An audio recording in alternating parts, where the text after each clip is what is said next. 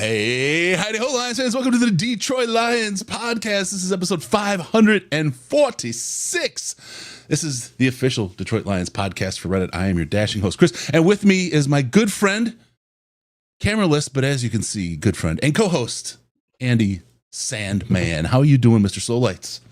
I'm good, man. I'm good. I'm almost as moist as the Lions. Aaron Gled's glasses just looked like those 80s louver glasses there for a while. What a shot that was. It was fantastic. It was fantastic. What a game. I love it, man. And like, no matter what they put in front of this team, they will overcome. This is really, really something. The whole swim out to the depths and drown them. I feel that they've really taken to heart that this is the personality of that team. You know, it's unbelievable to me as a lifetime Lions fan that we're actually seeing a Lions team that you can believe in. Yeah. Like, all the nerves aren't necessary anymore. They're, this team's going to do what it does, and what it does is win. Oh, all the blood's rushing out of my brain. We got a lot to talk about. We're going to talk about today's game. We're going to cover Coach Campbell's post-game presser and most likely Jared Goff as well.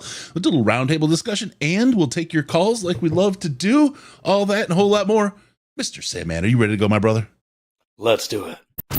Let's kick this off and break it down. All right.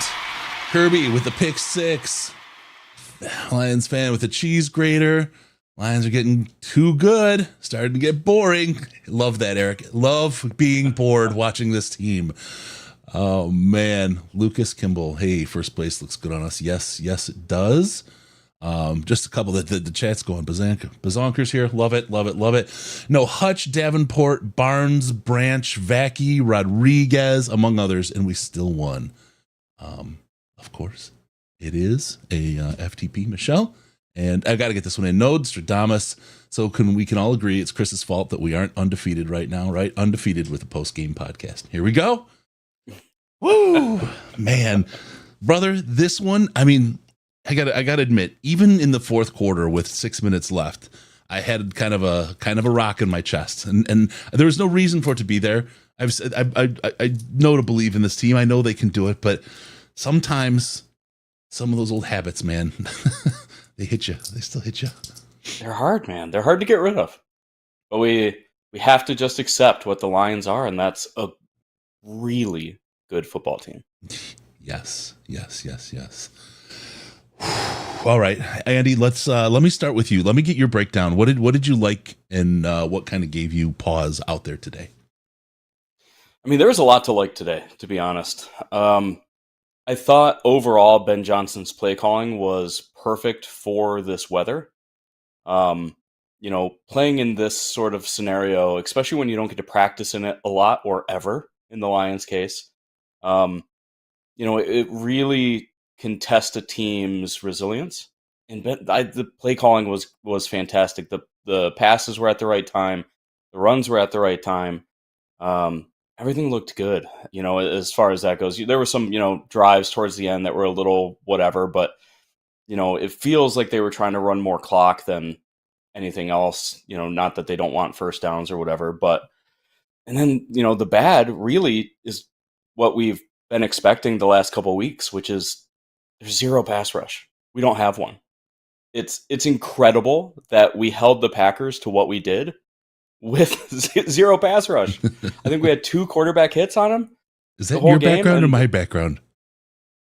I hear female screaming, and I don't know if it's yours or mine. Oh no, it's not mine. Okay, something's happening pretty happy down there. Oh man. Oh, sorry. I just No. I thought we were hearing. We need to report female screams. I think that's the thing. But no, I mean, the pass rush just is what it is, man. And it hopefully the rumors are true, and we'll get somebody that can get to the quarterback that won't be gassed. Like James Houston, and we'll wait to see. It seemed like he played 80% of the snaps. We never want that. No. We don't ever want that. No. And the fact that we're winning in spite of zero pass rush, in the way that we're winning, by the way, is insane. Aaron Glenn, I don't know if he's going to be here next year. I don't know how you can, if you're a needy team, Think of but that. From last year, fire him, to this year, please don't go. turns out Aaron Glenn just needs a secondary. Huh. The same way that Happy Gilmore, or not Happy Gilmore, dang it, the football movie with Adam Sandler, he just needs water. Water boy Yeah. just needs water. Yeah. Aaron Glenn just needs a secondary. That's really weird. We'll talk about Branch a little bit for sure. We'll get to that. I want to a little quick the Zadarius Smith news that's breaking, and it's all but a done deal. It should have been a done deal last week. He should have been playing against the Packers, and I think that would have absolutely changed the face of this game. It would have been even more of a ball drag for the Lions. But it got stopped. I can't say anything why. I can't say it will, if it gets reported, I'll confirm it, but it should have happened a week ago, but it got paused for a specific reason. So we'll get there, but we're in a good spot. I think the Smith news will come through here, and we'll rock this world. So good stuff. And that's a big help. I mean, what does he have? 2 years left in his contract, Andy? I think so, yes. So we can have a year with him and Hutch, and with that, we can have them both in the Super Bowl. We should see. Oh my God! Oh, the blood. Shove it back up. Yeah. Oh my God. But that's really good news to have the two of them out there and to be able to put that kind of pressure on, and then we shouldn't have that James Houston problem anymore. Because I think the jury's in on James Houston and the ability for him to. It's just too bad. It's too bad he hasn't come back from that injury, and I think that's probably it. Yep. Michelle, thank you. We're going to announce it early this show. We've got the Hims Rock Hard Player of the Week. We got Kirby Joseph taking home the award for that one again. Good work, Kirby. Thank you, Michelle, for bringing that home for us. Okay, we're keeping watch for the post-game presser to pop in here. I want to talk about something that's really interesting because we were chanting Jared Goff, in Lambeau. Is nice to hear. My guy only had 145 yards passing today. I mean, it's 2 weeks in a row. I'm not saying he played poorly. That's not it at all. But how this team can continue to win on the ground like that is fantastic. It's absolutely fantastic to see. Sonic and Knuckles, those boys, they really I'm stunned at how this team has come together and the level at which they're playing. I didn't expect it to be this dominant, especially missing so many guys. With so many guys out, like, who needs starters? I don't know. I don't know, Sam. I'm in a weird, happy kind of place with this team. They're outperforming even my expectations at this point. I think, and we've talked about this for a long time with Goff. He needs to be in the system for him, and this is 100% the system for him. And the coaching staff has done such a beautiful job just doing what they need to do to win. They're not out here trying to, pad stats or to make Jared Goff look good, and Jared Goff's not out there to look good. Jared Goff's out there to win. Yeah. And when that requires, 11 for 11 in the first half, just, for the most part, just moving the chains, that's what he does. And that's, winning games that are ugly like this, that like stat wise, but aren't ugly in any other facet. That's what good teams do. Like, how many games have we seen the Chiefs win where Mahomes didn't play that great of a game and they still found a way to win? Or, the Packers, back in the day, Rodgers would have a horrible game. Somehow it didn't matter. They would make it happen. And now that's us. And having the running back duo that we have and being able to count on them for everything is just, it's kind of unbelievable, right? Brad Holmes has built a team, and Dan Campbell, everybody that has a hand in what they want this team to look like. They're the only team in the league that looks like this. The only team that constantly has a fresh running back because they can interchange them. Montgomery can do what Gibbs does, and Gibbs can do what Montgomery does for the most part. And there's just no beats to miss. It's incredible. It's just really wild to, look at this and imagine thinking that this was even possible 2 years ago. You look at it quarter by quarter by quarter, +1 at the end now because they've added a game on the schedule. But you're 8 games in, and the team is 7-1. You completely won the second quarter. You were 3-1 in the first quarter. What a record for this team. And then as you look down the schedule, and I hate to look ahead, and I hate to, things happen, right? We talked about it after the loss. Good teams lose games sometimes. Sometimes they lose games against bad teams, right? It happens. But it's hard to look at that schedule and be able to really point and say that game there is a loss for this team. This is a really weird spot. Again, a very, very weird spot for Lions fans and the Detroit Lions to be. And on top of that kind of oddity, the confidence yet clarity that comes from the coaches, the players, even Brad Holmes not overpaying, not freaking out about the Hutchinson injury, making sensible, smart, thoughtful choices along the way. It's out of character for the Lions that most fans know, but this is just fantastic. And again, that lack of overconfidence, I think, is one of the key pieces that not only are helping them this year, but could really help this team over the long haul. If they can keep that kind of mindset, I don't see an end to this train. These tracks go on forever. And that's the thing, right? Is that they haven't leveraged any future for any of this, thus far. Like, I guess we'll see what they traded for, Za'Darius. But I think it's just an unbelievable job by Brad Holmes of getting the pieces that Brad needs to win, or that Dan needs to win. Yeah. And you're right. There's no real end in sight. This isn't the Rams of a couple years ago where they went all in. They brought in all these dudes and they knew that they weren't going to be able to pay half of them. This isn't that. There's like, this is a homegrown team, 100%. Yeah. Which is just unbelievable. Yeah, it really is. Buzz, I'm pissed about the branch ejection. That kind of play happens all the time, some without penalties. That's exactly right. I'm angry about that ejection. Penalty? Absolutely fair to call that penalty. That penalty was a real penalty. He should have been called for that. It's just the way the game's rules are. It's whatever. But the ejection was an overstep. And the fact that it came from New York on top of it, that stinks. That really stinks to me. That's some kind of NFL cooking bullshit. I did not like that at all. No, man, it's so wild to me that that's even a possibility. So, New York calling in and saying like, hey, he was clearly out of bounds. I don't mind that because that's helping the game move along. That's getting something right. The penalty was called. The refs saw it. It's not like they missed it and New York had to call down. Yep. That's a bang bang play. What Dean Blandino said that New York said to him was that they thought he had time to back off of the hit. I don't know if that's true.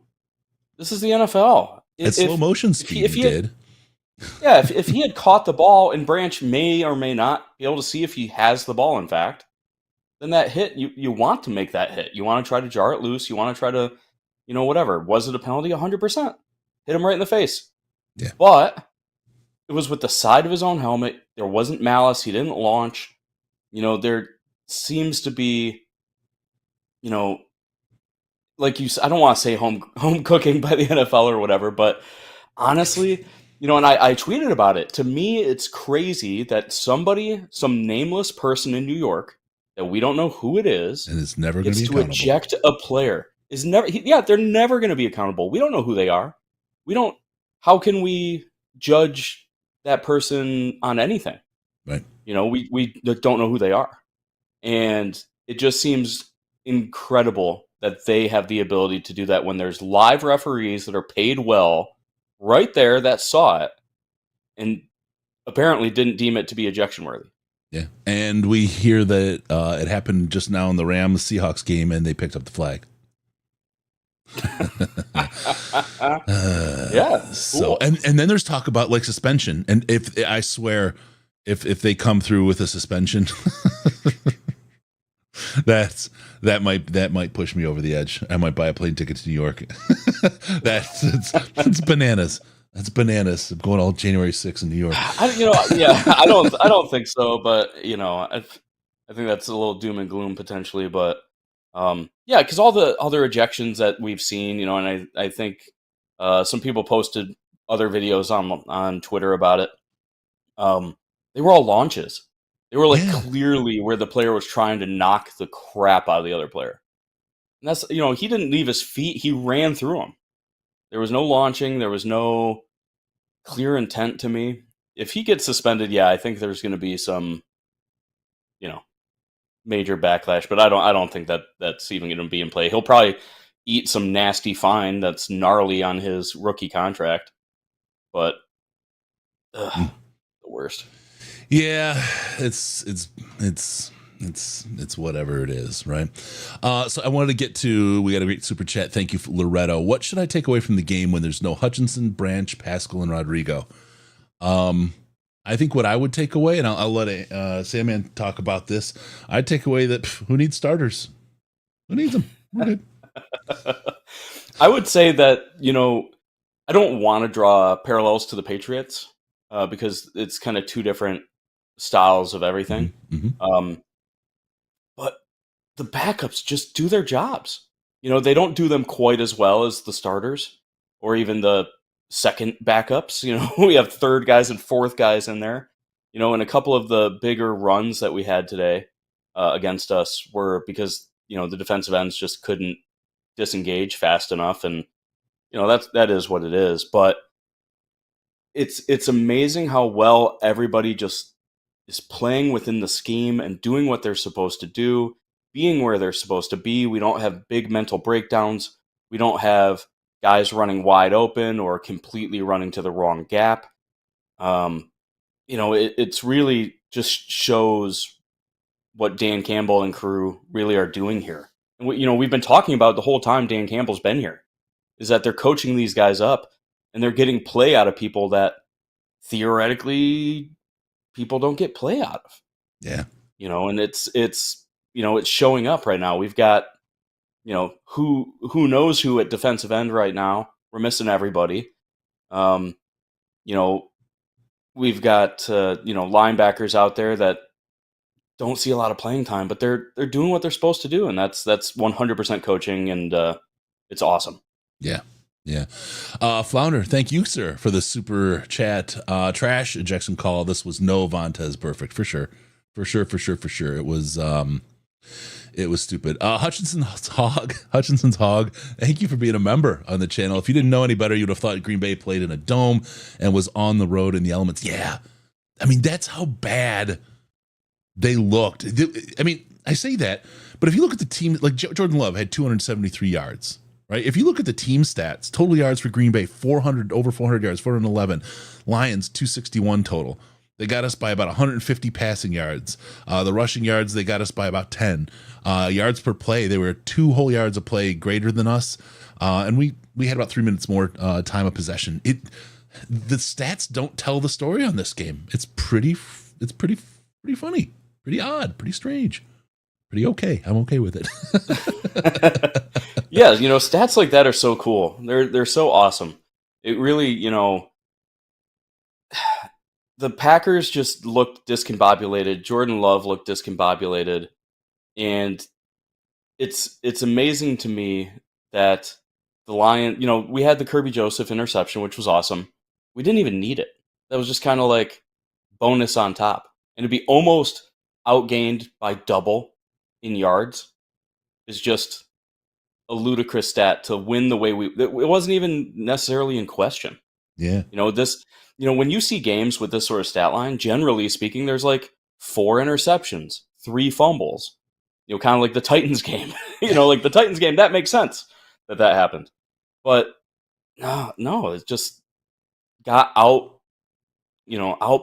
and out-toughed. we got Campbell on the podium. We'll get him here in a second. I got to pause. We'll bring him up and get everything that they've got available for us. Branch is probably ejected because of all the attention from the Olave hit earlier today. Thank you, DLR Van Halen, for the super chat. There may be, I don't know though, because nobody got ejected in this Rams game, and this happened afterwards. So there's something going on, something really, really strange and inconsistent going on. And then we get JMO back next week. No, JMO 2-0. What do you think will be our next loss? It'll probably be sometime in the preseason next year, our next loss. Okay. You like that? Okay. Ooh. With that, let me get Coach Campbell on with the presser here. Outside, it was windy. Like Thursday was as windy as it was today. Now we didn't have the rain, but so those 2 days, just watching him in the elements, throw it like he was, like we'll be fine. And so we trust the heck out of him, and you know, it worked out good for us. A couple more guys, 30 straight passing attempts to St. Brown, which is kind of a crazy statistic. I hate it when you guys do that. You know, it's like somebody just finds something, then all of a sudden, what happens when it's incomplete? And I'm like, oh. Just that connection that goes. You just keep that to yourself.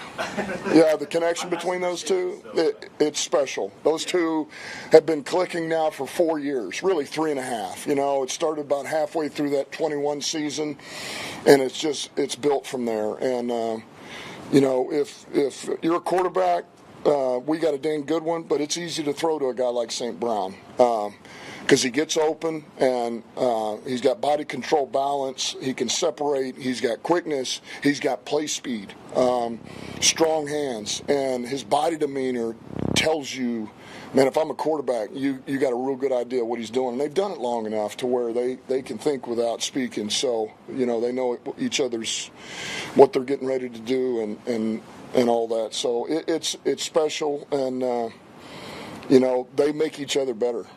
They had about 3 drives where they got inside your 35 and didn't score at all. Just what was it about your defense that kind of able to be at its best in those situations? Yeah, look, AG, it's one of the things we talk about. There's an emphasis to it, and certainly you got to be able to take away the run game. And then once you get down there in tighter quarters, man, it's about helping each other out. You play a little bit of man, you got to be able to cut and help, and the next guy's got to replace, which takes away the window the quarterback may think he's getting. So we've been pretty good about that. We've put a lot of work into that. And so we're doing a good job of limiting those points. You know, we're keeping people from getting 7 back there. And look, that was one of the biggest differences in the game, man. We didn't allow them to score down there because you're right, they got down there 3 different times. So it's a great job by a number of guys across the board. Last one. First time you guys have played a game in these types of conditions this year. How valuable is it to kind of keep winning under new circumstances at the new ways? Yeah, anytime you win, you learn something from it, and you get better at winning. You know, you learn. And, you know, the hard thing is about winning, you learn those things. You got to continue to learn, but you can't brush over the things that you're not doing well. Just because you got to win, you got to make sure that, you know, we're identifying those things. We got to get cleaned up because we'll get exposed. And there's things all over this tape. I mean, there's things that, you know, we got to clean up in a hurry. Across the board, and we will, but I know this. I'm not shocked one bit that we came out here and played pretty good football out in the elements. That we're built for this, man, and it doesn't matter. And just because we play indoors, it doesn't matter, man. We can play anywhere. We can play in the snow, we can play in the rain, we can play in the mud. That's just us, and we're built to win, man. Thank you guys. Jared and Kirby. All right, there you go. All right, we'll keep our eyes open for senior Goff. I believe will be on for the next bit on the podium. What do you think? Anything strike you about Coach Campbell? I will say, I think this is one of the few times where he didn't have to make us feel better, Andy, when we're doing a show after a loss. He always did. He had that knack, but this time it's a little bit different. What do you take away from that? Yeah, you know, he's just so damn honest, you know, and it's so refreshing to hear a coach not just praise his guys in a win, but, you know, bring up the fact that winning requires learning still. And, you know, you hear it all the time when teams are bad. You have to learn to win. You have to learn to win. We have to bring in guys that know how to win to help teach the other guys how to win. And I think it's very important, when he says stuff like that, because it shows that he's making the team aware that we haven't done crap yet. We haven't won nothing. Yep. We're not. We didn't win the Super Bowl. We haven't accomplished our goal yet. Winning is nice, but we still have to take away from this, not just the good stuff, but also stuff that can be improved upon and things that we need to do different. I'm sure, Amik Robertson is going to hear about, Yes. his antics this week. And cornerbacks need to be chippy or whatever, but you can't take it too far. You just can't, and so there's like small things that, don't necessarily even show up on tape, maybe. I But tell you, that Branch on the way improvements out. all the time. Branch on the way out, and his frustration. It's not generally who I think of him as. Like that reaction he had, he was genuinely flipping out. Now this is the guy that sat there and came back day 2 to be on the stage at the draft. He's not a guy that gets angry, right, and loses control. He has a certain respect for the game and how it works and what goes on and how to play the game. And when he left to take that second penalty, that says something about how big a bunch of bullshit it was in his mind, at least. But I don't think he's wrong, right? I mean, he doesn't act that way. He's always seems to be able to keep it together and is a class dude. And that one sizzled his ass, and I think it should have. Yeah, and once again, like, did it really impact the game? No, because they missed the field goal on that drive. Yeah. So did it really hurt us? You could say it always hurts us, but no. But yeah, it's a learning thing. We got to keep our emotions in check. Obviously, that's hard to do when you just got kicked out of a game, and they're probably going to see a gnarly fine for something that you probably didn't deem that bad yourself. But and I think about, like, you think about, come on, man, hold it together. But I think about me standing in the living room and the shit that was flowing out of my mouth when that happened. And I wasn't even there, right? I mean, these guys they have so much self-control, and they get knocks for when they have little breaks like that, like Amik did, fine. But I can't say that I have the self-control. I mean, there's all kinds of other reasons I'm not on the field, right? But I don't think I have the self-control to make it and stay on the field without just pulling laundry all over the place. The mouth just wouldn't stop. You know what I mean? It's these guys.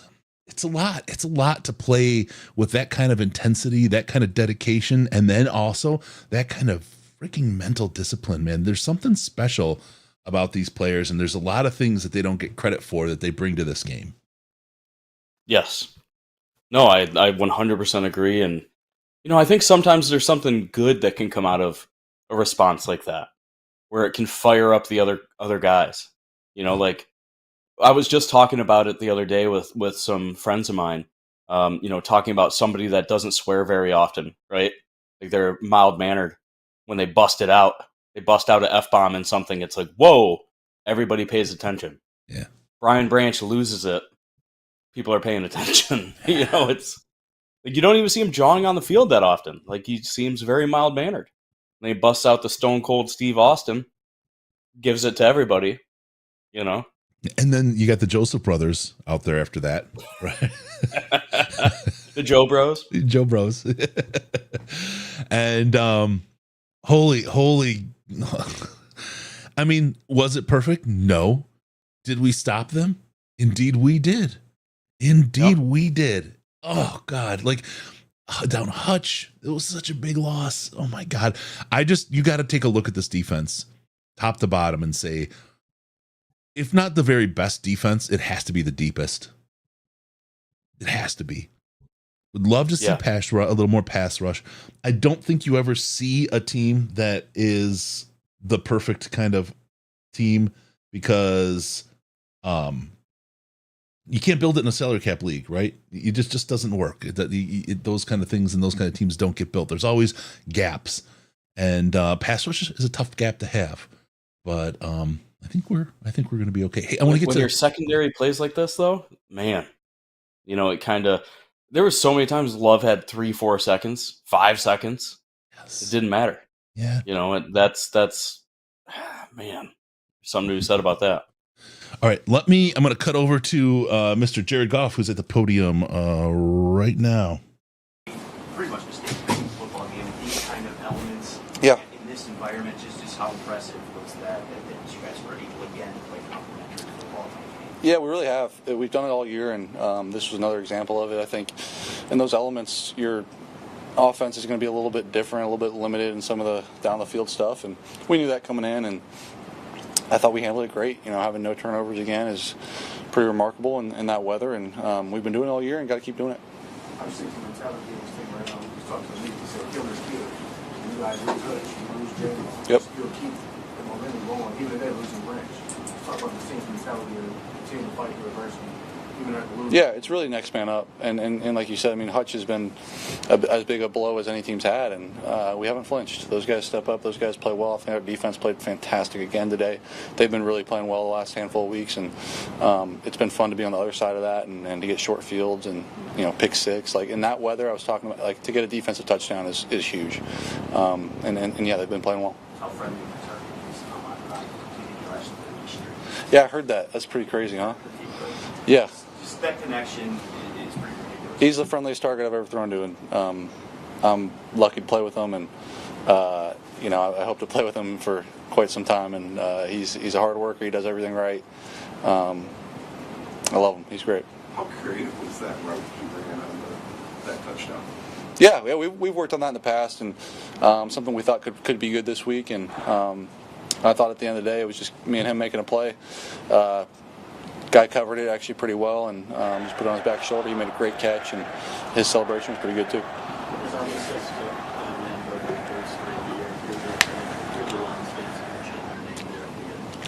Yeah, pretty cool. It really is. It doesn't. I don't miss that. I don't miss hearing that. Like it's pretty cool. I heard it all, and our fans are awesome, and they came out and showed out again today, and it's a lot of fun to play for a team that has a fan base that travels, and obviously at home what they do for us, but yeah, it was really cool. Yeah. The fact that you guys haven't played outdoors yet this year, considering the conditions, how valuable is it to keep winning under new circumstances? Yeah.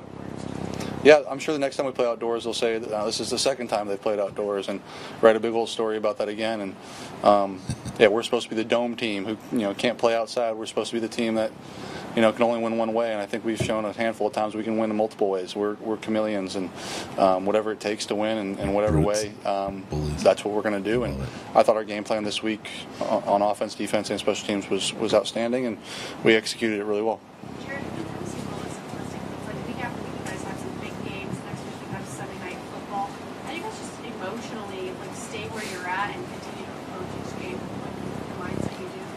Yeah,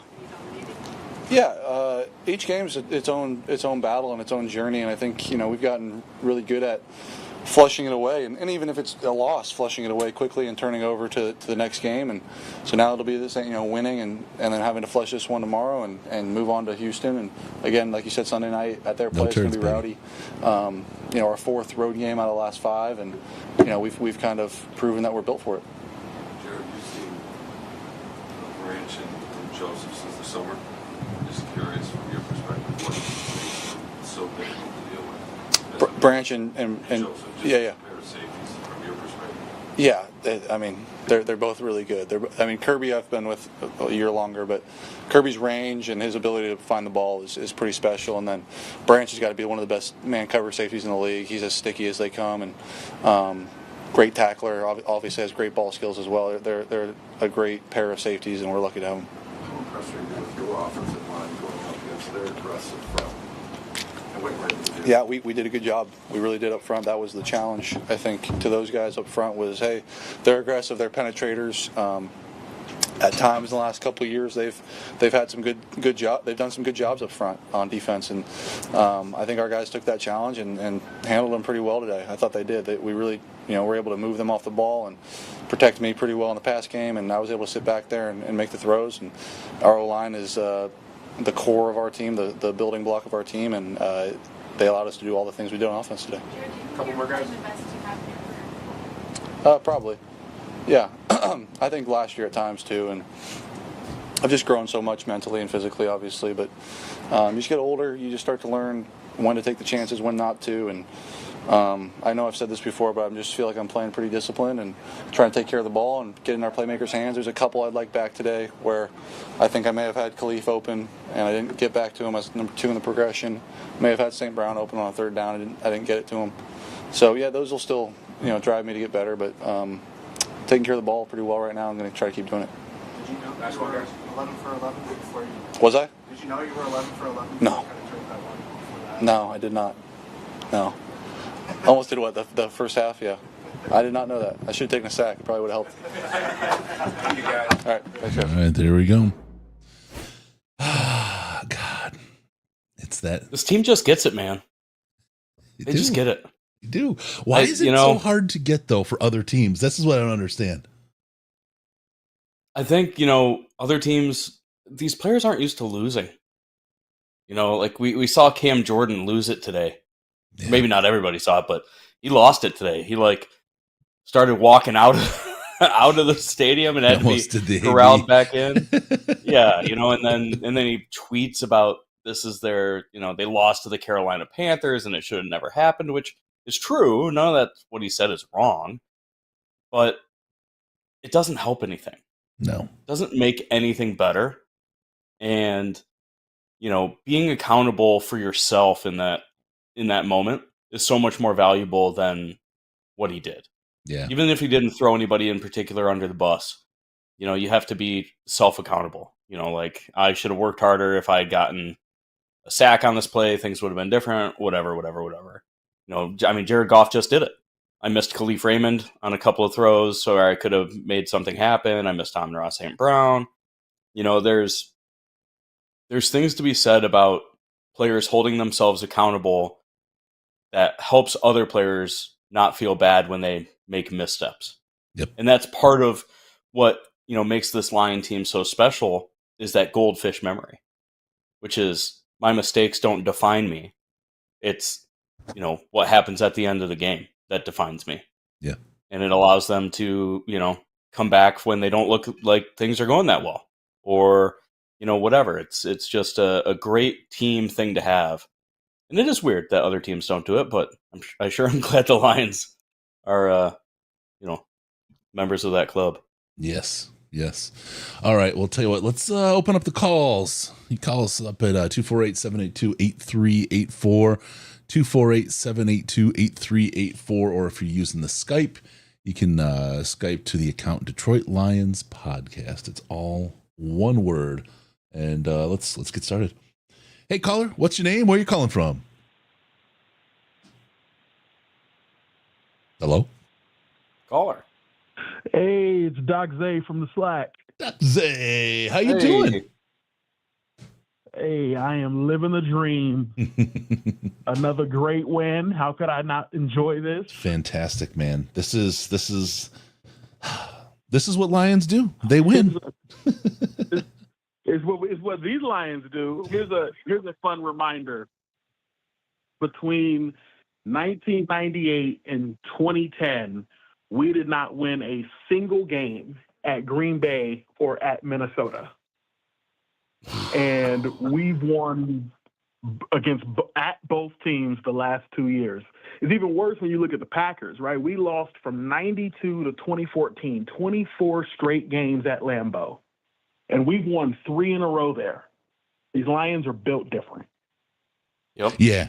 And that's absolutely the truth. There's the losses, and this is something I think that just in the kind of mindset of this season, the two most difficult teams in the division, we beat them away. We still have to see them at home, but the most difficult games against the two most difficult teams, we've won. We've won in their house. That's a hell of a feather in your cap, and it's a heck of a way to set up the rest of your season. Because you generally think I'm going to split with the division teams, right? I'm going to lose away, win at home. If I could steal one, then I'm kind of in good shape.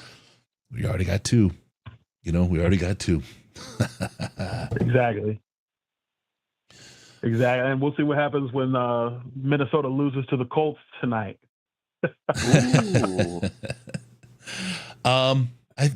Yeah, they're going to lose. Didn't they already lose? I thought they already lost. Am I wrong? Oh, No, that was. No, you just were watching your crystal ball, you know. Yeah, thank you. Yeah, no, these Green Bay games always give me crazy anxiety, but today, I don't know. It was just smooth sailing. You love to see it. Yeah.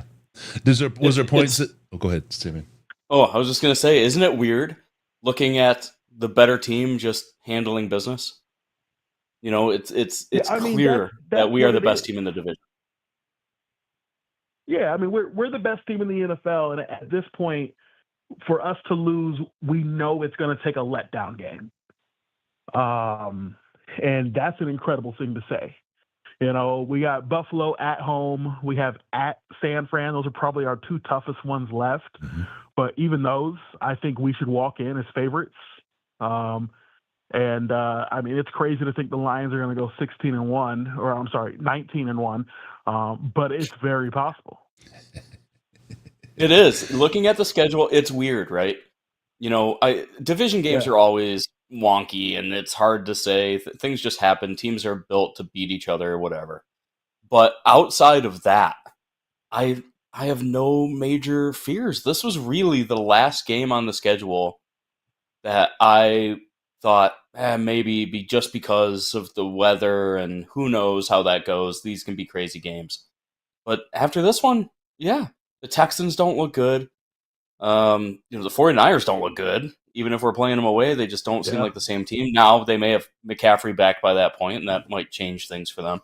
But, it's hard to... I don't think we're underdogs during any other game the rest of the year.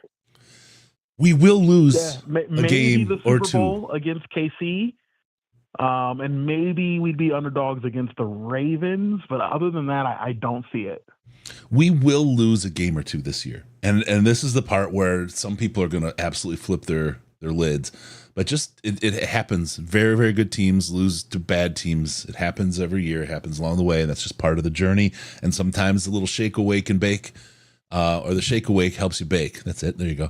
And that's what they're going to need. I mean, they may need it. They may need it. I hope not. Like, I'd love to see them win it out, right? But I just don't want to see the panic if they do get a loss along the way. Stephen Hawks, thank you for joining the DLP Winner Circle by being a member on our YouTube channel. Thank you.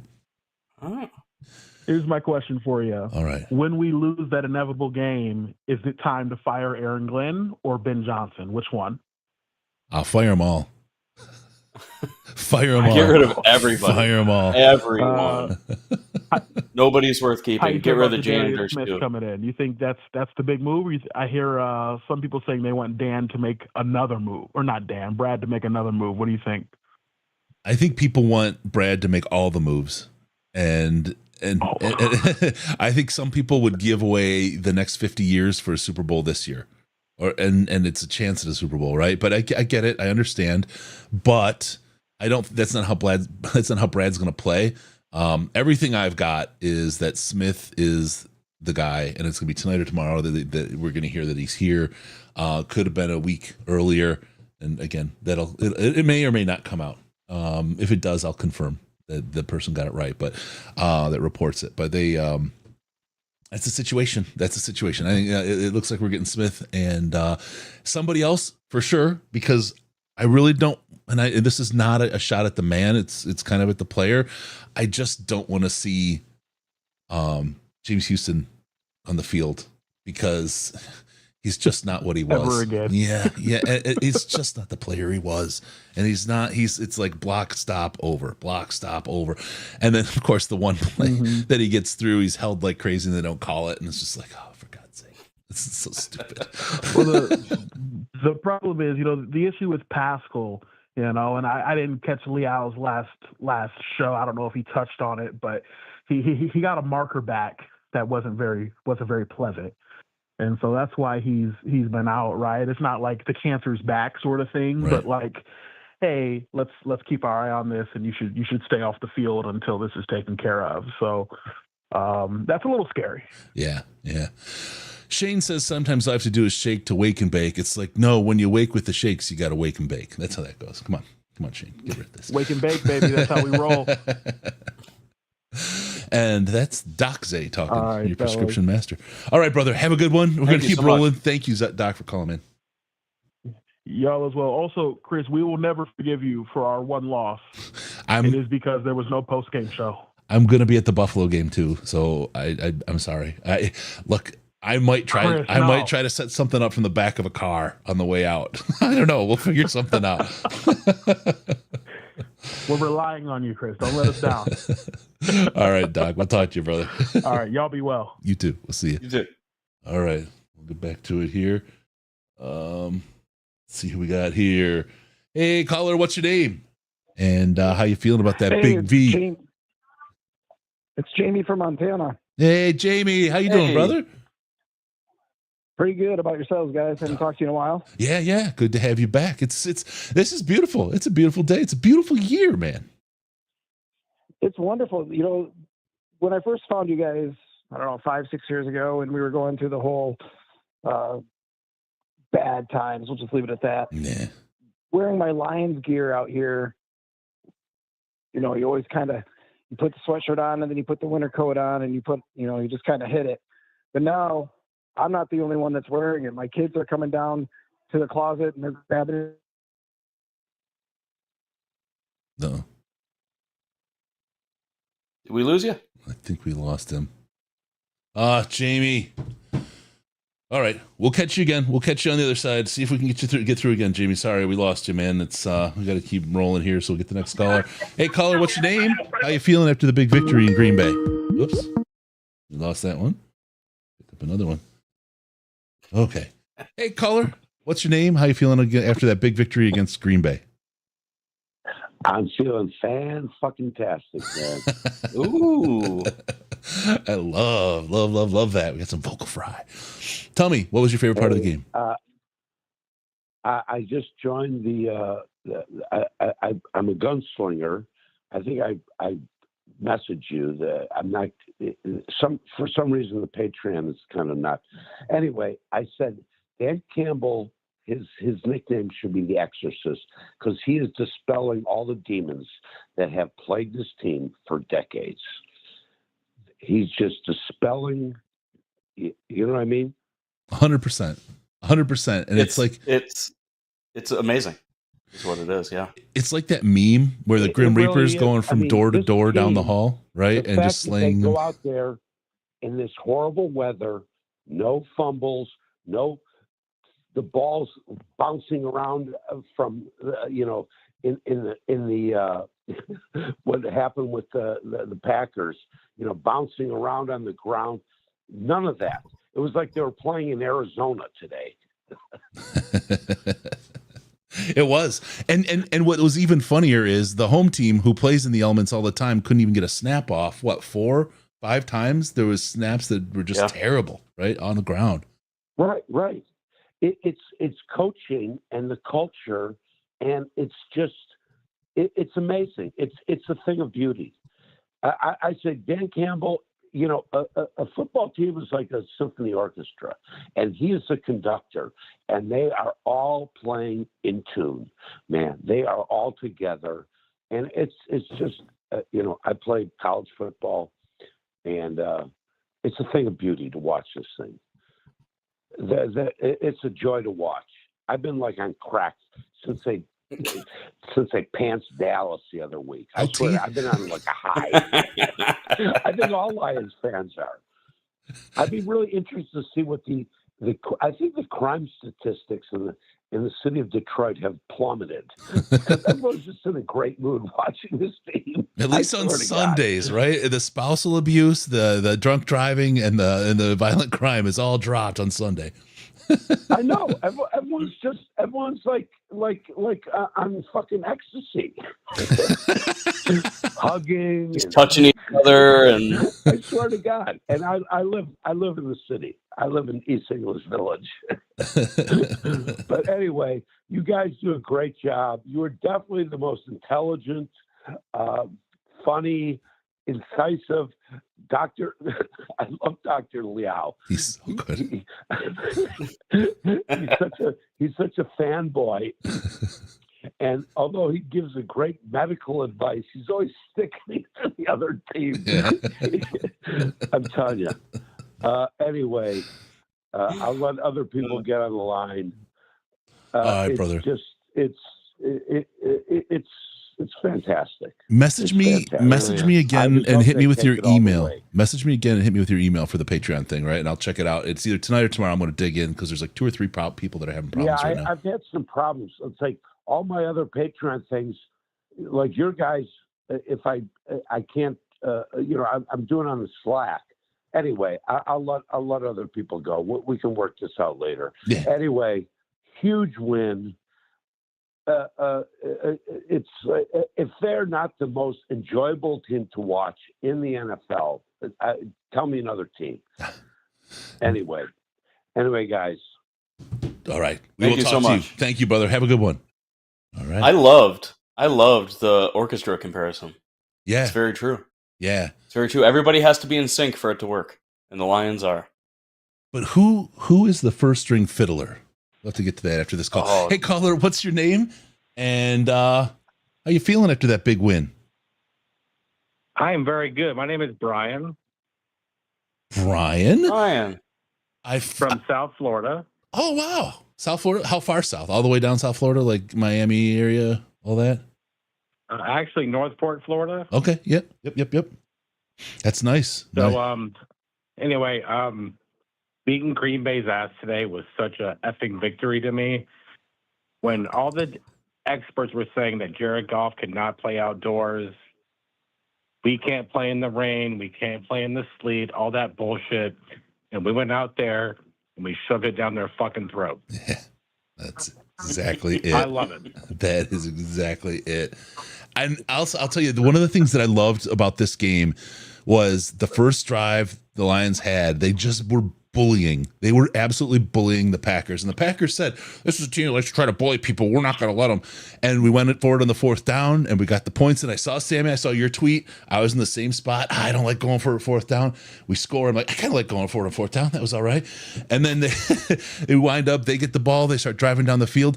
They go for it on 4th down. And I guarantee that was in response to us doing that and succeeding. They were like, we're not going to get bullied. We're not going to let these guys push us around. And they couldn't get it. And that I think was one of the key kind of first nails in the coffin of the Packers that just sowed that doubt that maybe they are bigger bullies than we are.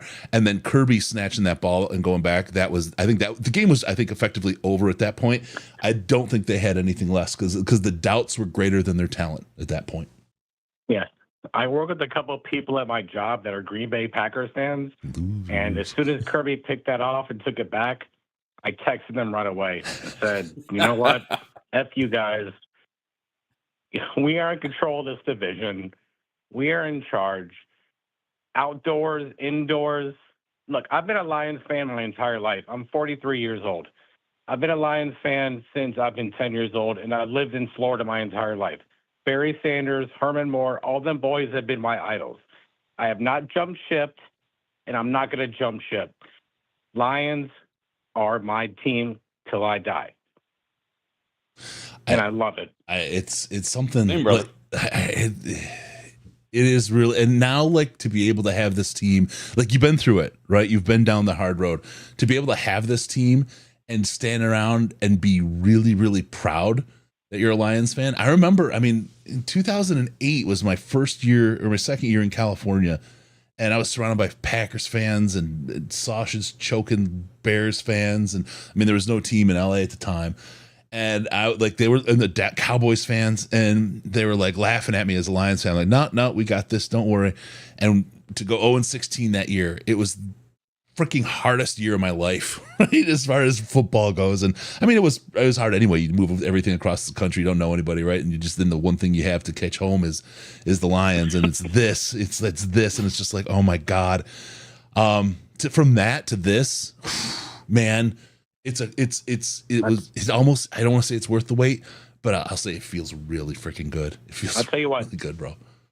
That 0-16 year, I watched every single game, and it was very tough, and it sucked. And now I'm actually excited that we're starting to blow teams out. And if we blow teams out and they're starting to like talk shit about us and saying we're disrespectful, go F yourself, man. Yeah. Yeah. You guys did to us so many times. So it's like, you know what? F you. Stop us. I love it, man. I started listening to you guys about like 2 years ago, and you guys are awesome, man. Appreciate you, man. So this is actually the first Thank time you. I've actually gotten through. Well, thanks. And my girl's recording me right now, so she's really giddy too. So. Send the video in. Yeah, I'll send the video in, man. But you guys are awesome, man. And I really appreciate all you do for us. And, fuck the Packers and go Lions. Awesome. Thank you, brother. We'll talk to you. Oh, man. Yeah, you too. That's freaking awesome, man. Like, so feel good. So feel good. All right, I'm going to take another call here. There's one. I'm looking for Jack. I'm looking for you, Jack. You're not here on the stack. We'll get another one here. Hey, caller, what's your name? How's it feel to be the big victor in Lambeau Field? It's John from Texas again. How you doing, John? Hey. And my baby mama must be giving lessons on sucking in them balls.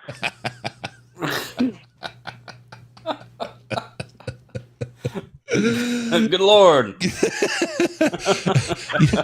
You've missed this call the last couple of weeks, eh, Sam, man? Pro Bowl safeties out there. Yeah. Bring it on, John. Bring it home. Come on. Undefeated when Kirby Joseph had an interception. This game was over before the half. Yeah.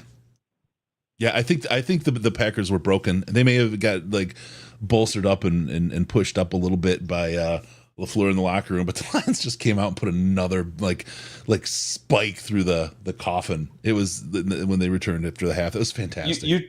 You talked about it like before we came on, Chris, about Dan Campbell's speech about dragging them to the deep end, and making them play us where we live. And honestly, that's what they did today. That's what they've been doing. This is a physical team. There's a reason why the Honolulu flu exists. And it's because we beat teams up. They're just not ready to play the kind of football that we're going to force them to play. I will beat your ass. During the last caller. Yeah, you brought up during the last caller, right? Like it's, when we go for it on fourth down and score in your face, it changes the tempo of the game and it forces teams to do things they don't want to do against a team that lives in that space. It's special. Yeah. And I mean, Dan Campbell, he said it and it stands absolutely true to get today as if he said it like before the game. I will beat your ass. And he will.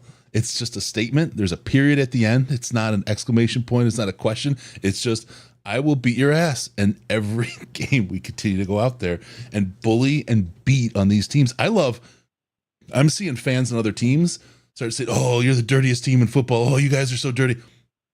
No, it's not dirty. It's tough. It's tough. It's beating people's ass. It is beating them up and it is bullying them around the field. And I love it. I will absorb and love it. You want to call us the dirtiest team in football? Great. Sack up. Get ready because we're taking you for a ride. Anytime you see this team in your house, in our house, it doesn't matter. They're going to come out and they're going to beat your ass until you come up with an answer for it. And right now, there isn't an answer out there. They can call us dirty if they want. Everyone talk about Xavier McKinney's number 1 in interceptions. Who was number 2 and number 3 before this week? Mm-hmm. Who was number 2 and number 3? Yeah. Well, your baby mom was in Kirby there, right? Joseph and Brian Branch. Your baby mama was in there somewhere too, right? I mean, she's number 0. She Hall of Fame. She already got the gold jacket. That's it. She definitely got the bus. That's Inception, Chris. Inception, not Interception. Got it. I feel like my bus joke just slid right by there, but okay, we'll go with it. Yes, I want to make one last point before I go. Yeah. What team in the NFL can you look at and say, that's a Lions loss? Because I can't find one. No, there's a couple games that are going to be fights, absolutely, but I just don't see it. I don't see it. This team is so well put together and so balanced, and I think, look, if Zadarius Smith is able to generate pressure, it's over for whoever we're playing. It's over. Yep. No, right. I in the NFC, nobody. The answer is nobody. In the AFC, maybe the Ravens. The Ravens are just a tough out for everybody, I think. But yeah, can't think of anybody off the top of my head. Luckily, we wanted to see them to the Super Bowl. Yeah. That's right. All right, we're gonna grab another caller. John, thank you for bringing your baby mama back this week, and we'll look for her next week too. Love y'all. Have a good night. All right, see ya. Get a picture of that bust in the Hall of Fame. Jack, you're out of sync, brother. I see you coming in and then not here. I'll grab another one. Oh, I lost that one. Let's try this one. Hey, caller, what's your name? How you feeling today? Hey, it's Chris. Hey. How you guys doing? Good. How are you, Chris? Chris. I'm doing all right. Been quite a crazy year, but I mean, hopefully you guys are doing well, staying safe, and especially you, Chris, with Milton and everything going up over there. Hopefully you guys have been doing all right. Yeah, got a new roof coming in the next couple of weeks, and we'll be back to humming again. So, Awesome, love it. But yeah, I just wanted to say, I mean, I hope people are checking on people out there in Hawaii too, man. Because I mean, I don't know if this is a tsunami or what, but this Honolulu blue wave that we've got rolling, I mean, that's going to knock some people out over there.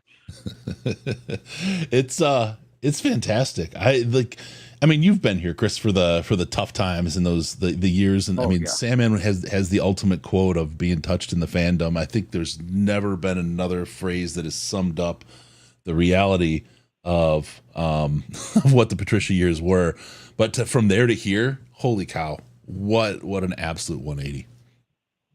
And the one thing that I love about this team too is I've been very, very fortunate with my position that I've been in over the last couple of years to get to meet some people that I never would have met otherwise, and the people that are behind all this stuff. I'm not going to say any names, but there are some Lions coaches and stuff that I've gotten to know, and their families and people like that through my coaching experience. And they are just incredible people who do so much for our kids, our community, our area. And they give so much back to everybody. And you can tell these people are genuine. They're respectful. They're honest.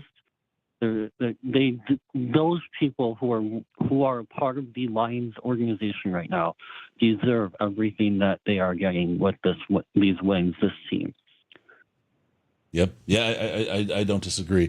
Class from top to the bottom of this organization. It's how they're built, and it's none of it. We talk about how authentic Campbell is.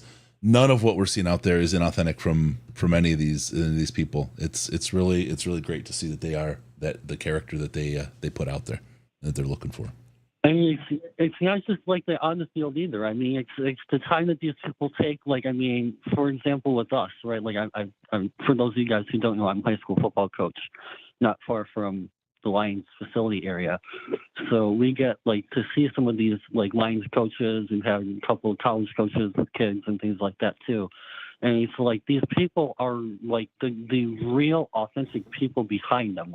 Everyone sees what they are with what they're working with players, with how they're with the media and everything like that. And it's these people are actual genuine real people that are these are people that I'm glad that they are here.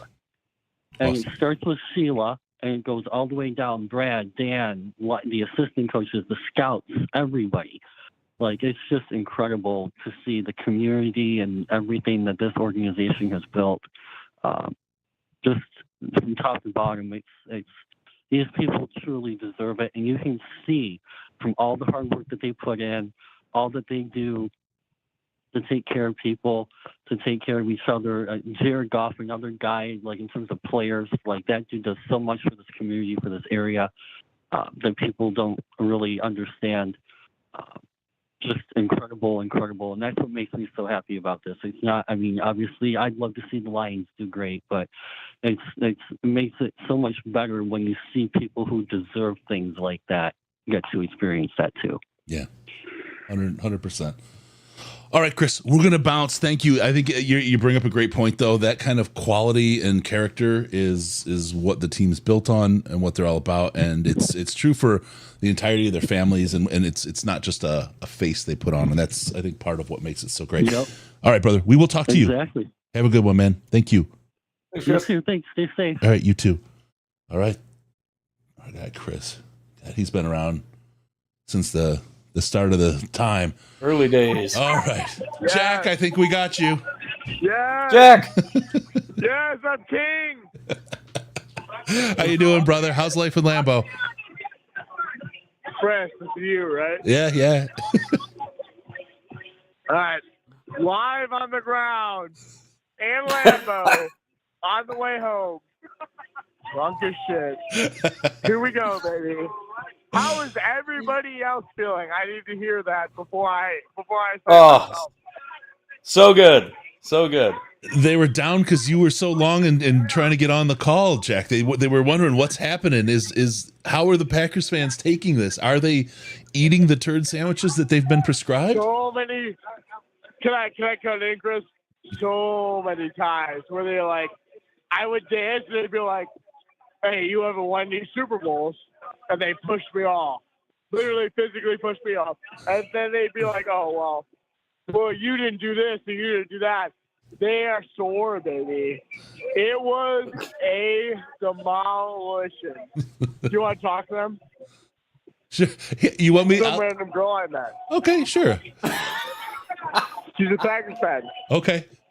I have a wife. Wait. She's gone now. But it's one of those things where, like, God damn it. I mean, we should be fucking proud. I went to the bathroom with a minute left in the first half. I walked out, and everybody was like, "Oh, you guys won." And I was like, "Holy shit." No, we didn't. And they were like, "Oh, no, you guys had a pick six." I couldn't believe it. It was unbelievable. Jack, we're going to stuff you in the bathroom for the rest of the game. Anytime we're on defense. Had a pick six while you had a pick number 2. No, if I have one thing to say, if I have a life left, one of those lines that they talk about in video games, man, this is what it feels like to be great. This is it. It's right. It's one of those things where you're on a bus of Packers fans, and they're all like, "Oh, shocked." And for us, it's like, holy shit, we fucking are going to win the division. Then boots on the ground. I'll answer any questions you have. I'm trying to put myself out there here. There you go. How many Jared Goff chants did you start? The Jared Goff chants were unbelievable. I mean, it's one of those things where it's like, man, this is our fuck. There was never any Matthew Stafford chant. There was Jared Goff chant. And man, you're up 17-3 on the goddamn Green Bay Packers in their fucking house. And my best friend's sitting here next to me. He's speechless. He's literally speechless. So, I don't know if you guys can hear me anymore. I can hear you. Man, I don't know what the fuck. I don't know what's going on anymore, but Jesus Christ. I want to find out about this. Good is happening in our lives, and we should cherish every goddamn second of it. Absolutely right. I can't believe it. We went all the way up into Green Bay. We won at halftime. The game was over. The game was over. Jack, at halftime. I got to ask you, are you like Brad Pitt tier? Like, tell me about this random Packers fan girl that you picked up along the way. How did this happen? I can't hear you very well. Are you saying, am I good? How did you pick up? I'm fucking good, baby. I could fight a fucking bull right now. We just beat the Green Bay Packers in Lambeau. Hold on. Do you want to hear my best friend? Yeah. Hello. Yeah, you don't hear shit. It's news. Man, I love you guys. I know I'm probably fading I out. love you too. God damn it, you guys are the best. Appreciate you, Jack. Thank you for staying with it and calling in, brother. Fucking love the Lions. Let's go. Let's fucking go all the way. What a Can time we to just not ask win? how Let's many go. have you had, Chris? I know. So in the chat, they're saying not sure Jack left any alcohol in Green Bay. Update: Milwaukee is now dry. I don't know what Jack's last name is, but it might be Daniels. Proving it. How many have you had, Jack? How many drinks have you had? How many have I had? I mean, it's got to be over 25. I mean, I've been drinking since 9 in the morning. I mean, are we here? Listen, this is what I would say, Chris. Are we here to just tickle the balls, or are we here to fucking win a Super Bowl? That's what I would ask everybody who's listening. We are here to win. It is not a game. We're here to win. Let's go. Jack, we need you at the Super Bowl party, brother. We need you there. So let's stay connected because this is freaking here, awesome. Baby. All right. I'm here. Everybody on this Packers bus is so sad. It is so satisfying. I can't even imagine. I should just ask them. They're going to be so upset. Hold on. Ask Hey, them. how about a go? How about I'm sad? Nope. No way. They're all very, very sad. But you know what's so great about how good we are? Is the game was over at halftime. I was literally congratulating people at halftime for showing up to the game. I was literally saying, congratulations. Happy to see you. I should have had my face punched in by halftime. Jack, I need you to do one thing. I need you to do one thing before we let you go, okay? Oh, no. I want you to start a Jared Goff chant on that bus. Can you go? Can you do that? Should I do it? Yeah. You want to hear it? Yeah, let's get going. Everybody, let's go. Get them going. I've never heard an assault on air.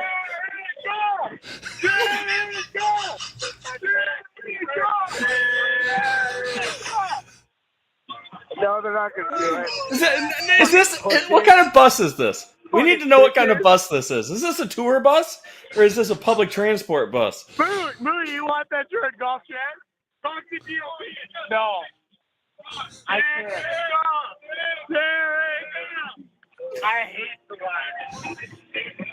Well, I think the best compliment you could have is hatred.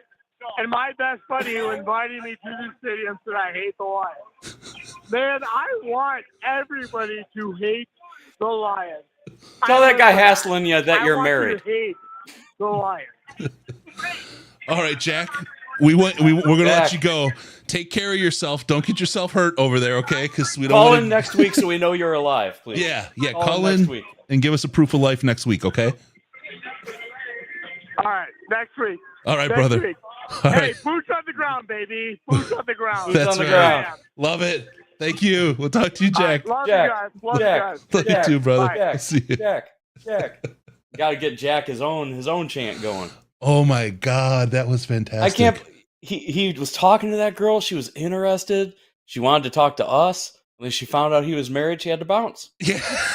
She had to bounce. I met this girl and I'm married and now she's gone. Lived a whole lifetime in 3 seconds. A whole lifetime in 3 seconds. A story Crazy. in 2 sentences. Hey, caller, what's your name? Go ahead, say, man. Sorry. No. Go for it. All right, hey, caller, what's your name? How much have you had to drink? Hey, man, this is Alex. I have had so many fucking drinks. Hold on, let's just count that. I think I'm 7 or 8 deep, about 4 margaritas, 3 Lavapaloos in. Ooh, nice. I was putting away some. Well, they're from Frankie's Tiki Bar in Las Vegas. It's a drink called the Bearded Clam. It's absolutely fantastic. I put about 3 of those down during the game. But anyway, Ooh. yeah. Have you been to the Flowing Tide pub in Vegas? No. Oh my gosh, that is the Lions bar you have to go to if you're in Vegas. Oh man. Okay, I'm writing it down.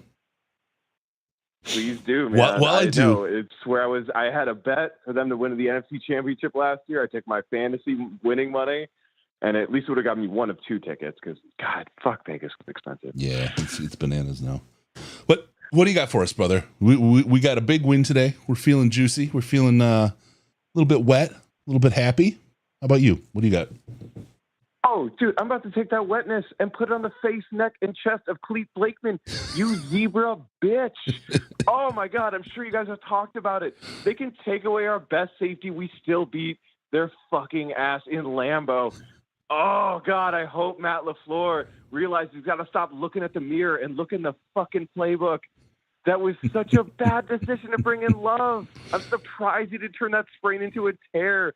What shit coaching? This is what happens when you have backwoods fucking like Packer fans be your owners. Like even the Bears are like, that's shitty ownership. Wow. It was such bad decision making in their own house. And your quarterback, who's supposed to be the frozen tundra, oh, he can handle all the weather in his house, couldn't throw a fucking ball. His center couldn't even hike him a fucking ball. What an embarrassment. And it feels so good. So good to watch the Fudge Packers fall the fuck apart. Yeah. Oh, that was so satisfying. Yeah. I was shocked when Malik Willis didn't come in the second half. I was too. It just seemed like the right move because Love wasn't passing the ball particularly well, and he was clearly not, 100%. And you put Malik Willis out there running. It's different. That's for sure, and feels like a bad choice. I think to be kind of 100% straight, I think Jared Love is actually a little bit nervous of Malik after he got the 2 wins, and I think he wouldn't let go of the ball, and that's why he was out there. I genuinely think that they would if LaFleur would have pulled Malik out, would have pulled Love out. I think he knew it would have caused a significant problem, and the controversy would have been unleashed. I really, really believe that Jordan Love is the reason that not only that they lost, but that they didn't have a chance to win. I can't, but what argument did he make today? That he's still the wrong decision? I mean, my goodness, I just can't believe that he fought to stay in. I know he's trying to keep his spot, but I can't believe that Matt LaFleur let him play. That was such a bad idea. Like, you need to be the adult in the room. You've got a 25-year-old kid who does not know better, who does not think about the future. Like, the fact that the ownership or the coaching team didn't step in, like, I know he's scared, but wow. Yeah. Just like, it makes me so grateful for the coaching staff we have because they never would have done that to Jared Goff. They would have let that man rest. Well, and LaFleur, let's be honest, he's been pushed around now by 2 quarterbacks, right? Yep. Yeah. Oh, did I say Jared Love? Is those the words that came out of my mouth? If they did, I'm sorry. Oh, but I did not need to because we love disperse Jared, baby. If you're all good, man, that's a beautiful Freudian slip you have there. Because we love Jared. Oh, but he's a dome quarterback. He can't throw a ball in the rain. I mean, oh my goodness, what are we like 11-11? Yeah. Like the first half? Come on. Oh man, fantastic! It's a great time to be a Detroit Lions fan. Woohoo! And honestly, like, you guys have been talking about this on the podcast, and Sam, I cannot wait to see your slow lights in the rain, my man. But, like, how nice is it to watch a quarterback throw after throw, completion, march down the field? Like, you have talked about, like, we have always watched other teams later on Sundays be like, why can't our team play like that? We have that now. Nonstop completions, runs after, more than just, 5 yards or more, making it manageable in the next few downs. Like, oh, it feels so fucking good. Yeah. Tom Brady talked about it. Oh, sorry, Chris. No, Tom Brady talked about it during the broadcast that, one of the major things that Jared Goff has going for him is that he's smart.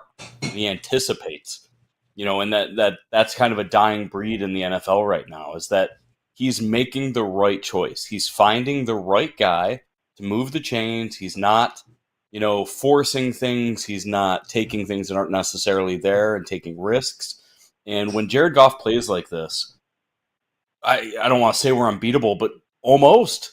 Like, you don't know what's going to happen other than that the Lions are going to march on you, and you have to act accordingly. The other thing that he brought up, and I think I think this is really, really smart. The development of quarterbacks in the college ranks isn't happening at all like it used to. The players are just jumping through the portal and playing for teams, and they aren't getting developed over time. So they're coming into the league a lot more raw, and the league is expecting young quarterbacks to perform right off the get nowadays. And so if you look at the young quarterbacks, they're like Anthony Richardson and like so many of these guys out there, they just aren't ready. They just haven't had the development, and they hit the NFL. And there's so, like, I saw a great tweet and I wish I'd have saved it. Went through like 6 or 7 24-year-old and younger quarterbacks that just are, I don't want to say busts, but just haven't panned out, that were all high picks. And it's just quarterbacks these days just are not coming out NFL ready. And the teams aren't able to develop them appropriately, which is, it's going to be interesting to see what happens with Hendon Hooker over time, or somebody else the Lions pick up, because we're going to wind up with some of that very, very, unmolded clay as well in our hands. And what can this staff do with those kind of players to help them be the kind of quality quarterback that a Jared Goff is, when eventually Jared Goff decides to hang up those cleats? Yeah. But that's not now. love that that's what we're thinking about. It's just like, what's after Jared Goff, since we're doing so. I mean, I'm going to get off the phone because I want to let you guys let the next person on, but my goodness, what a grit. What grit. We lose Brian Branch. We're down Aiden Hutchinson. We're not making sacks, and he had so much time, but we're still finding ways to win. And it's the only other team I'm seeing do that. It's not pretty, but they're winning, is the fucking Chiefs. We are finding ways to win. It may not be pretty every time. We are finding different strategies to win, and that's that winning idea. That's that speech in Hard Knocks. We've been knocked down so many times, and we keep coming up and taking a hunk off, or we're taking you into the deep end and shoving you down there. That is the mentality that is instilled in this team, and is what you've warned us about, is not selling our future for some defensive or pass rusher who's not going to fit that mentality. I love that we're waiting and choosing the mentality that's going to fit this team, because clearly it's not next man up, it's the next men up. What men need to step up to fix that one-man gap. And they are finding ways every time. Yep. Love this podcast. Love you guys. Sandman, the slow lights. Oh, my keys are going to stick together this next week. So I appreciate you so much. I will see you guys all next week. And thank you for having another podcast, because it's a great streak you're having. I keep having these after wins. So I appreciate you all. Have a great evening. I'll talk to y'all later. You too. Thank you, brother. Later. And that's one thing we got to talk about, is the YouTube channel Sandman7773. If you haven't seen Slow Lights, you haven't seen football. There is nothing better than watching Sandman's slow lights of these games. You're going to see so many things you haven't noticed in the game at full speed before, that you're going to be astounded. Definitely check out Sandman's slow lights. It's one of the best things that any kind of creator is putting out there right now. So fantastic stuff. Thanks, Chris. Yeah, for sure. Wow. Hey, caller, what's your name and how great is Sandman's slow lights? Do you agree? I agree. I watch it every week. I share it on Facebook. I share it on Twitter. I share it all the time. Slow lights are the best. But what I want to talk about is, like, remember back a couple of years ago when we were watching Hard Knocks and this team was horrible, and Campbell gave his speech about the deep end and the deep water and all that? It's all come true. Like, my God, this team is incredible. We drag teams out to the deep water and we fucking drown them. Yep. We attach these nuts and let them sink to the bottom, right? That's right. Literally, nobody wants to play us. Who wants to play the Lions? No, exactly. Regardless of how good we are, like we're good right now. But even when we weren't good, you didn't want to play us because you were going to get beat up. Yep. Even if you come out with the win, half your team is limping off the field, and we're an incredibly tough out. And now that we're winning, ooh, that's scary. Yeah. Yeah, because it's not just you come in and you get beat up and I'm like, oh, I knew I was in a fight, but at least I won. Now you're beat up and you lost. That Honolulu flu is for real. You walk out and like a lot of fans, like low IQ fans, it's a dirty team. Fine, call us a dirty team. I don't care. They're just beating the hell out of the other team. They are bullies, and they are bullies in a physical game. And if you can't take it, your team's built wrong. Sorry. Or build your team so that you won't get bullied. That's your choices. It's fantastic. It's fantastic to watch a team that just dominates the other team in this way. This is real freaking. This is alpha energy, man. I don't know what else to say. It's just like the Dan Campbell in a wheelchair with his balls in a wheelbarrow meme is absolutely the reality of what this team is. Yeah, the other team's the one who's in a I agree wheelchair. 100%. Like the blue flu is real. There's a reason why teams haven't beaten us after the week after they play us is because they're beat the fuck up. Let's face it. I mean, they don't want to play us. Teams don't want to play us. We're going to drag them down into the fucking deep end. Absolutely. I agree 100%. Yeah. And you know, if you remember, I mean, it was true in the Patricia era, and I know you're going to remember this one, Sam, man. And it was true in the Jim Caldwell era. We would have these big victories and these big wins, but beating teams that were over 500 was always just an unattainable goal. Our division victories so far are against a total of 2 teams that were 11-2 when added up. That's pretty, and they're away wins. Those are real victories. Those are real victories by a tough ass team. I just so impressed with what they've put together. You know, and you can look at like the Miami Dolphins. They're built offensive heavy the same way that we kind of are, but they just do it differently, and you can see what happens to them. You know, they struggle against teams that are tough, that can push back on them, and you know, they are what we used to be. Yeah. You know, the Miami Dolphins are the 2011 Lions. Like, yeah, they throw out points and whatever, but as soon as adversity hits, it's over. Do the sound again. Can't wait for that to be I won't do that. A new button. I won't be. I just wanted to hear it again. It was good. You know, I learned that noise from my my cat on the end of the bed at 3 a.m.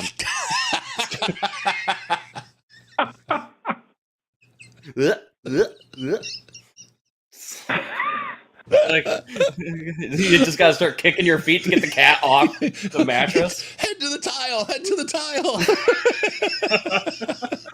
No soft surface, please. Like, what the hell is that noise? Yeah. Anyway, that's the Miami Dolphins when they play a 5-0 or better team. Throw up on the end of the bed. End of the bed at 3 a.m. All right. Hey, caller, we're going to let you go. We're going to do one more call and then call it a show. Okay, brother? Can I make one more suggestion? Sure. Sandman, this week on the Slow Lights, I want you to play some more. Stick to the heavy metal theme, but make it Rush, because I'm from Canada. I want to hear Rush on the Slow Lights. All right, I'll see if I can fit some Tom Sawyer or something in there. All right, my man. All right, thanks for the call. All right, we'll talk to you. Good one. Rip Neil Peart, right? All right, I'm just going to random select here, see what we get. Hey, caller, what's your name and how you feeling after this big victory in Lambeau Field? Chris, what's going on, brother? How you doing? We're doing real good.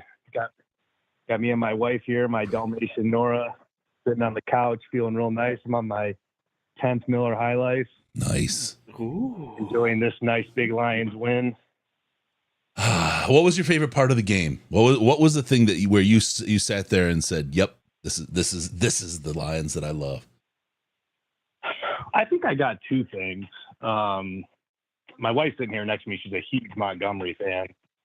And I just feel like every time he got the ball, he just grounded and pounded them. It was like 2, 3, 4 hits.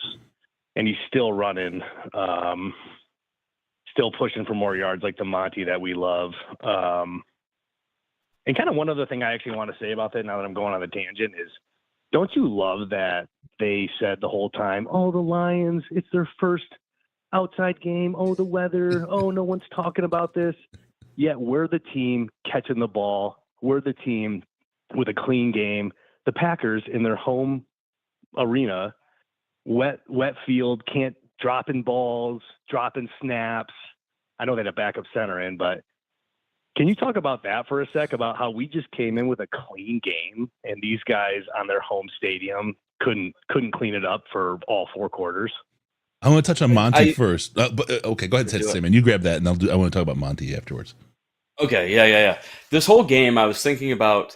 I don't even remember what year it was. 2013, maybe, when Jim Schwartz talked about being a mutter.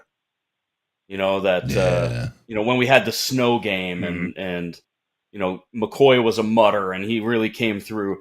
The whole time I was reading everything about other people thinking that we're a dome team and we're not going to go. It's like we have one of the best rushing attacks in the NFL. I don't know why anybody would think that wouldn't translate to an outdoor crap weather game. That we have the guys that are mutters. That Montgomery is going to come in and he doles out punishment. He doesn't take punishment from linebackers or anybody. He doles it out. There's a reason why he's so good at breaking tackles. And I think part of the reason of that is that people don't want to tackle him full on. They don't want to hit him, dead straight, because they're going to take the brunt of it. And, those people were nuts. People that thought that we couldn't play in the weather. We don't need to pass the ball to win. This is now the second game that we've won this year where Jared Goff has passed less than 150 yards. Like that's insanity. Yeah. And they were both decisive victories. They weren't close ones. Just that's the way we're built. I love your mutter comment, but I'm gonna say something that may sound converse to it, but this is kind of what makes Monty, I think, so special beyond just his ability to do that kind of grind through the thick, crappy fields. There was a couple where he had just little skips to the right.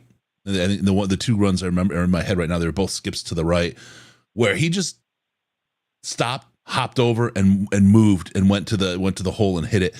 He's got some elusiveness that he's not just a bowling ball down through the pins, right? He can find his hole and pop over and slide through and go. He's not Barry cut kind of guy, but he can absolutely cut and hop to the side and find that hole and make people miss. It's a fantastic skill that he has. It's a very unique skill set to be able to just blast people the way he does, to be able to cut through the field the way he does, but also to move. He's got some side to side movement that you just wouldn't expect out of a guy like that. Chris, can I say something quick? Sure. I could not agree more, and I just want to throw it back to when we brought him in, and I kind of know this is old tides now, but I remember when we lost Jamal Williams, and it was kind of like he was our ground and pound guy, and it was almost like, man, he had a little bit of heart and soul for this team, and he picked up the tough yards. And I always loved Monty when he was in Chicago. But man, talk about how exactly what you said is I would say more ground and pound than Jamal Williams, but B, the shiftiness and the cutting to be able to take it next level is just amazing. I mean, I as a Lions fan, speaking to Brad Holmes and Dan Campbell and what these guys have done, I'm so ecstatic, and I just love watching this team and feeling confident, talking to some of my friends who are still got a little bit of SOL in them, and just feeling confident going into every game. I mean, how great of a feeling is that, guys? It's fantastic. It's the best. It is a good. I got one other thing I want to ask you guys quick, and then I'm going to hop off. First off, this is the third one other thing, brother. I know, I got 100 of those. Jack Casey is one of my best friends, boots on the ground in Green Bay. Did he end up calling you guys, or no? I haven't talked to him. He did. He did. Oh, did he call us? How did he sound all right, or what? He FaceTimed me a few times. Well, we're not.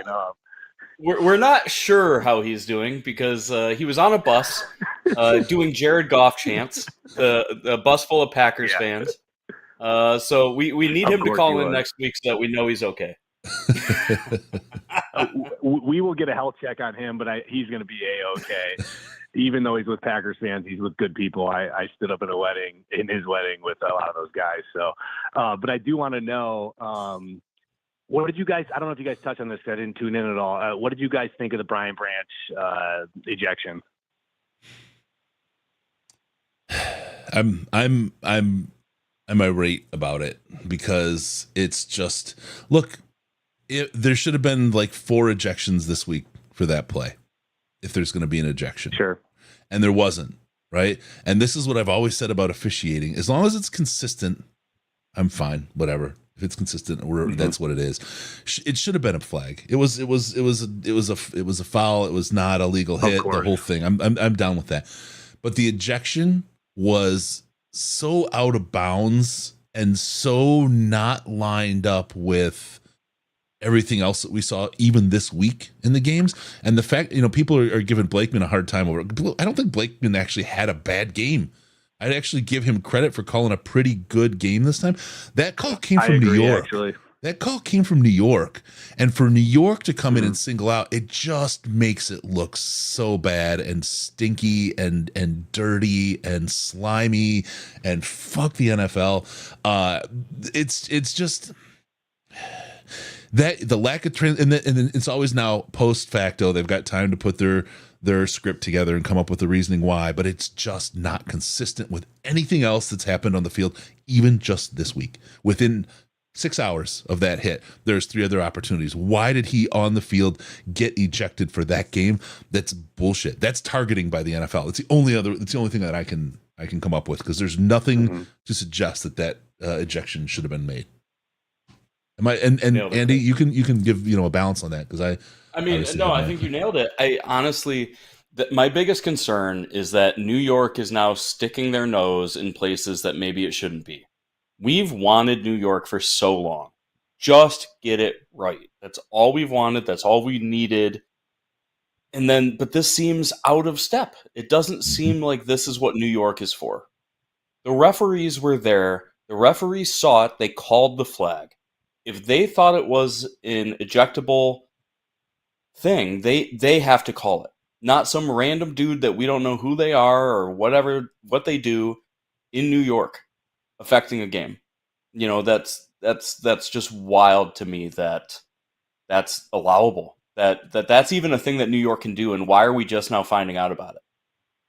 Like that they can decide who's ejected and who's not. Is like, I don't know. Like Chris, you were just saying that targeting. In the college level, but I was not aware that was the thing they do. And yes, we love New York kind of stepping in, cleaning up some of the quick stuff. But why are they just ejecting guys from games? And of course, I'm a homer. But yeah. Anyways, guys, I don't want to hold up any of the other callers. We're having a great time over here. I'm going to crack one more highlight as a nightcap. But love listening to all you guys, and just want to call in and celebrate this win. One more thing, brother. What's up? I'm just giving you a call. Okay, now I see what you're doing. You're funny. My wife's laughing, and everyone's laughing now. Hey, I got one more thing for you guys. Fuck the Packers. 100%, brother. 100%. FTP. We'll talk to you later, man. Have a good night, gentlemen. I'll look forward to listening to this. All right, man. We'll see you. Ciao. Later. All right. With that, we're gonna call it. Man, it's been a good show, but I want to watch a little bit of football and then get ready for work tomorrow. I don't want to get ready for work tomorrow, but that's what we got to do. On the docket. On the docket of things to do. Yeah. All right. So thank you for tuning in. We appreciate all you. Hit a like, hit a subscribe if you haven't. We want to help other people find this show, and you can help us find that and make that happen by going ahead and hitting the like and the subscribe on those. Follow us. Go hit us on Patreon, patreon.com/Detroit Lions Podcast, patreon.com/Detroit Lions Podcast. If you donate at least $5 a month or more, you'll get access to the Slack chat. It's a great place to hang out. Most intelligent Lions chat on the internet. A lot of fun. The in-game chat is great, but it's great all week long. And there's little dust drops here and there. Also, if you don't want to do the 5, you just want to support the show, you can do that too. That's fine. Just hit us up on the Slack, patreon.com/Detroit Lions Podcast. Follow us on Twitter at DET Lions Podcast, DET Lions Podcast for all the news and takes on the show itself. And you can hit Sandman at Sandman7773. You'll know exactly when the slow lights drop. You'll get some of the most, insightful and funny insight during the game time as well from him on Twitter. It's good stuff. Check that out as well. Also, give us a call on Skype, Detroit Lions Podcast, all one word, Detroit Lions Podcast, or call us on the Lions line, 248-782-8384. It's 248-RUB-YOU-FUG. I don't know if it's calling you a name or telling you what to do. Be sure to go to DetroitLionsPodcast.com, subscribe to the podcast, and we'll pop into your little box automatically so you can put us in your ear holes. Thank you for tuning in, Sam, man. Thank you so much for filling in this week, man. Really appreciate you. It's just like old times, man. It's like old times all over again. I won't subject these people to me too often as long as Ash is around, but I'm always available for you, Chris. Let's take this offline. Remember, no pants. That's where we start. No toasters, no hot tubs, and no problems, because we are your Detroit Lions and Reddit Connection. Another one in a string of post-game show victories.